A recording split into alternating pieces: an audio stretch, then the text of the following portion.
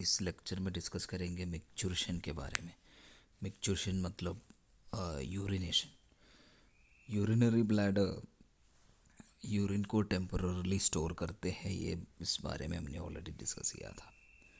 सो micturition या urination involves the processes that help in passing out of urine from the urinary bladder. उस urinary bladder से urine को pass out करना या बाहर निकालने के उस प्रोसेस को मिक्चुरेशन या यूरिनेशन कहते हैं।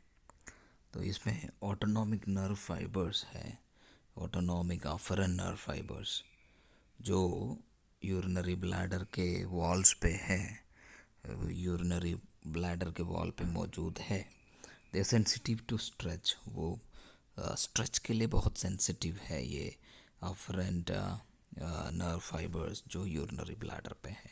यूरिनरी ब्लैडर जब स्ट्रेच होगा तो इनके वॉल्स पे जो नर्व फाइबर्स है वो सेंसिटिव होगा और वो नर्व इम्पल्स इनिशिएट करेंगे, मैसेज इनिशिएट करेंगे। And when the bladder is filled with urine it stretches the wall of the urinary bladder. जब यूरिनरी ब्लैडर यूरिन से भर जाएगा तो वो यूरिनरी ब्लैडर के वॉल्स है वो स्ट्रेच हो जाएंगे।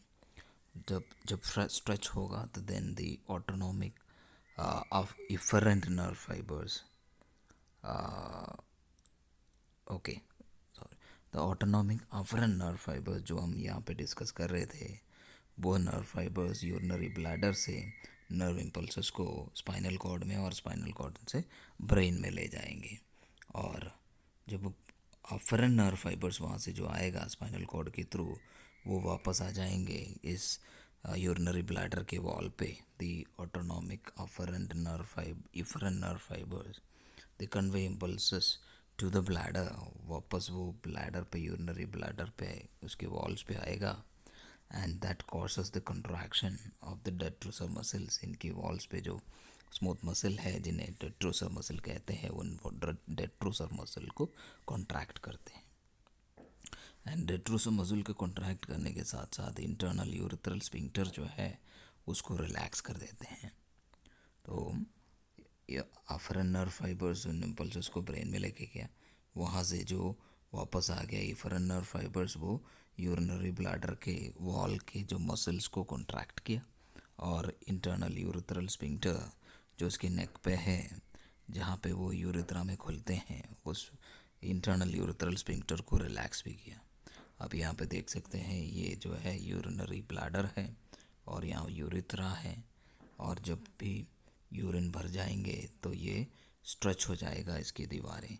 जब वो स्ट्रेच हो जाएंगे, ये स्ट्रेच रिसेप्टर्स उनकी वॉल्स पे है, जो नर्व एंडिंग्स उनकी वॉल्स पे है, वो जो सेंसरी नर्व एंडिंग्स है वो इम्पल्सेस को पहले स्पाइनल कॉर्ड में लेके जाएंगे। स्पाइनल कॉर्ड के थ्रू वो जा रहा है सेरेब्रल कॉर्टेक्स या ब्रेन तक पहुंच रहा है। एंड वहाँ से जो नर्व इम्पल्सेस जो वापस आ रहा है स्पाइनल कॉर्ड के थ्रू, फिर वो वापस कहाँ पे आ रहा है, वापस जो यूरिनरी ब्लैडर और इंटरनल यूरेथ्रल स्फिंक्टर पे आ रहा है। तो ये ब्लैडर को कॉन्ट्रैक्ट कर देते हैं, कॉन्स्ट्रिक्ट कर देते हैं, और जो इंटरनल यूरेथ्रल स्फिंक्टर है यहाँ पे, इंटरनल यूरेथ्रल स्फिंक्टर उसको रिलैक्स कर देते हैं। ये सब अपने आप हो रहा है, ये हमारे कॉन्शियस कंट्रोल में है ही नहीं। ओके, अब देखते हैं इन एन इन्फेंट, एक इन्फेंट में क्या हो रहा है। इन एन इन्फेंट, जो छोटा बच्चा जिसमें ब्लैडर कंट्रोल डेवलप नहीं हुआ हो, टॉयलेट ट्रेनिंग नहीं हुआ हो, तो उस कंडीशन में स्पाइनल रिफ्लेक्स ही सफिशिएंट है टू कॉज मिक्चुरेशन। मिक्चुरेशन के लिए स्पाइनल रिफ्लेक्स हो वो सफिशिएंट है। मतलब ये जो नर्व इम्पल्सेस जो स्ट्रेच, जैसे ही ब्लैडर भर जाएगा तो ये स्ट्रेच रिसेप्टर स्टिमुलेट होगा, तो वो सेंसेशंस यहाँ तक जाएंगे एंड ब्रेन तक नहीं जाता, तो यहीं से वापस वो नर्व इम्पल्सेस आ जाते हैं, इंटरनल यूरेथ्रल स्फिंक्टर को रिलैक्स कर देते हैं और एक्सटर्नल यूरेथ्रल स्फिंक्टर को भी अपने आप रिलैक्स कर देते हैं, जहाँ पे बच्चा उस ब्लैडर कंट्रोल पे या उसको उस यूरिन को होल्ड करने की क्षमता रखता ही नहीं है। एंड वो अपने आप जो है जब भी ब्लैडर भरेगा तो यूरिन पास करेंगे, वो उसको कहते हैं स्पाइनल रिफ्लेक्स, जो स्पाइनल कॉर्ड तक जाते हैं और वहीं से यूरिनेशन पॉसिबल है।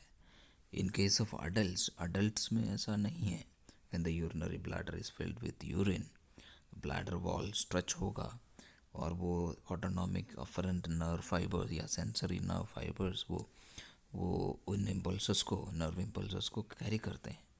दे carry impulses to the spinal cord में सबसे पहले ले जाएंगे, and from there the impulses are carried to the cerebral cortex of the brain.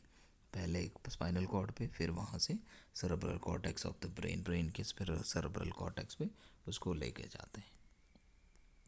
And they carry the okay, right, they need to pass, urine is felt then। जब brain में पहुँचेंगे, cerebral cortex में पहुँचेंगे, तो वो need urgency to pass urine. जैसे वो ये हमें बताते हैं कि यूरिनरी ब्लैडर भर गया है, अब यूरिनेशन या यूरिन पास करने की ज़रूरत है, तो the need to pass urine is felt then. तो फिर द ब्रेन वो क्या करेंगे, उनकी efferent nerve fibres they send back the impulses to the urinary bladder पे मोटर नर्व फाइबर्स भेजेंगे, इफरन नर्व फाइबर्स आएगा, एंड उसके थ्रू नर्व इम्पल्सेस पहुँचेंगे, and through efferent nerve fibres या वो यूरिनरी ब्लैडर के वॉल पे आएगा। It contracts the detrusor muscles को कॉन्ट्रैक्ट करेंगे, and that causes relaxation of the internal urethral sphincter को भी रिलैक्स करेंगे। ये इसको कॉन्ट्रैक्ट करेंगे एंड इंटरनल यूरेथ्रल स्पिंक्टर को रिलैक्स कर देंगे, ओपन कर देंगे, and voluntarily they will be relaxation of the external urethral sphincter. और हमारे नॉलेज के साथ, मतलब हमारे कंट्रोल में हैं, वो एक्सटर्नल यूरेथ्रल स्पिंक्टर उस एक्सटर्नल यूरेथ्रल स्पिंक्टर को भी रिलैक्स करेगा। एंड जब वो इंटरनल यूरेथ्रल स्पिंक्टर अपने आप हो रहा है, एक्सटर्नल यूरेथ्रल स्पिंक्टर हमारे नॉलेज से रिलैक्स हो रहा है, जब दोनों रिलैक्स हुआ तो यूरिन यूरेथ्रा के थ्रू बाहर निकलेंगे। ये है अडल्ट में, इस प्रकार से यूरिनेशन होता है। This causes micturition in adult, this causes urination in adult, इस प्रकार से अडल्ट में यूरिनेशन होगा। And it is also assisted by increased pressure in the pelvic cavity के अंदर जो इंक्रीज्ड प्रेशर जो होगा वो भी इस यूरिनेशन में मदद कर रहा है। जैसे उसमें प्रेशर इसलिए बढ़ रहा है by lowering of the diaphragm नीचे आ रहा है और इंट्रा एब्डोमिनल प्रेशर को बढ़ा रहा है, और एब्डोमिनल मसल्स कंट्रैक्ट हो रहा है, वो भी इंट्रा एब्डोमिनल प्रेशर या पेल्विक कैविटी के अंदर की प्रेशर को बढ़ा रहा है, वो भी यूरिन को यूरिनरी ब्लैडर से बाहर निकालने में मदद कर रहा है। तो इस प्रकार से यूरिनेशन हो रहा है। और नेक्स्ट जो टॉपिक हम डिस्कस करेंगे स्किन, और अभी मुझे लग रहा है कि यूरिनेशन के बारे में आपको समझ में आ गया होगा किस प्रकार से यूरिनेशन हो रहा है। Thanks for watching.